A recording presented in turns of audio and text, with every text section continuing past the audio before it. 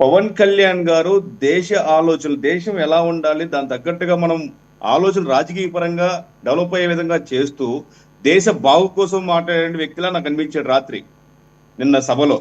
అంటే తన రాజకీయ పార్టీ కంటే కూడా వీళ్ళందరికంటే కూడా దేశమే ముఖ్యం అనే ఉద్దేశంతో పవన్ కళ్యాణ్ గారు మాట్లాడిన విధానం నాకు అనిపించింది అక్కడ.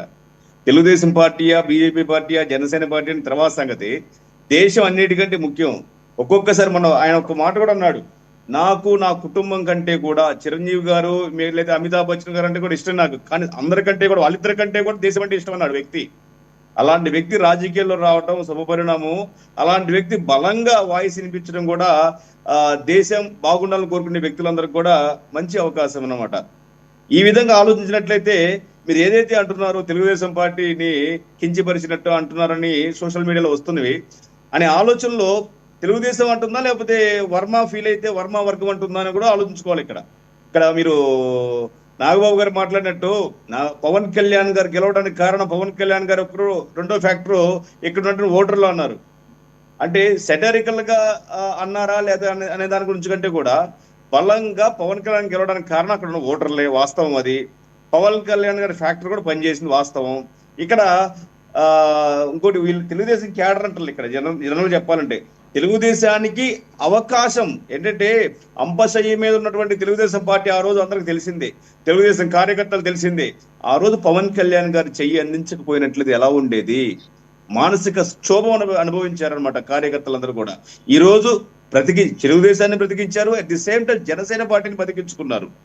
ఉభయ కృషిలో కూడా జరిగింది. అక్కడ ఎవరు ఎక్కువ కాదు, ఎవరు తక్కువ కాదు. ఇక్కడ పవన్ కళ్యాణ్ గారే ఇక్కడ తెలుగుదేశం పార్టీ నిలబెట్టారనే కంటే కూడా ఆ రోజు చెయ్యి అందించకపోయినట్లయితే మాత్రం ఈ రోజు ఇలా ఉండే పరిస్థితి లేదనేది వాస్తవం వాసుదేవన్ గారు.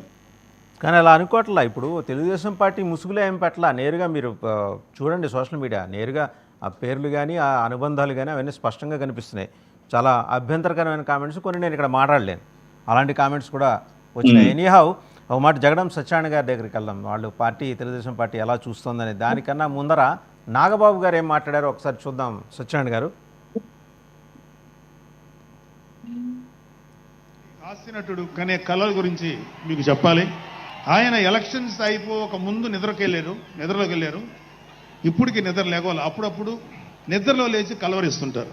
మొన్న కూడా ఒక మాట చూశారు, కళ్ళు మూసి తెరిచేలోగా 9 నెలలు అయిపోయినాయి, ఇంకాసారి కళ్ళు మూసి తెరిచేలోపుగా 5 ఏళ్ళు అయిపోతాయి, ఆ తర్వాత అధికారం మాదే అని ఆయన మాట్లాడుతుంటే అంతకన్నా ఏ హాస్యగాడు కూడా అంత అద్భుతంగా చేయలేడు, అంత అద్భుతంగా హాస్యం చూపిస్తున్నారు ఆయన. కానీ ఆయనకి నా సలహా ఏంటంటే, సార్ మీరు నిద్రలోనే ఉండండి, అప్పుడప్పుడు కలవరించండి, తప్పులేదు.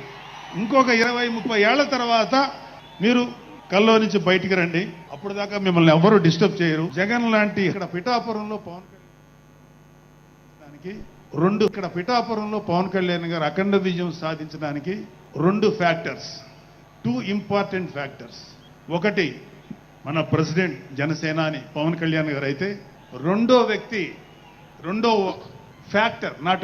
ఫ్యాక్టర్ పిఠాపురం జన సైనికులు, పిఠాపురం పౌరులు, పిఠాపురం ఓటర్స్. వీళ్ళిద్దరూ లేకపోతే మేము ఏమి చేసినా ఏం ఉపయోగం లేదు. సో మాలో ఇంకెవరైనా సరే పవన్ కళ్యాణ్ గారి విజయానికి నేనే దోహదపడ్డాను అని ఎవరన్నా అనుకుంటే అది వారి కర్మ, అంతకంటే ఏం చేయలేదు. ఇక్కడ పిఠాపురంలో పవన్ కళ్యాణ్ చూశారు కదండి జగడం సత్యనారాయణ గారు, నేనే దోహదపడ్డానని ఎవరైనా అనుకుంటే వారి కర్మ. ఎవరు? పిఠాపురం వర్మ గారే కదా అందది. సత్యనారాయణ గారు,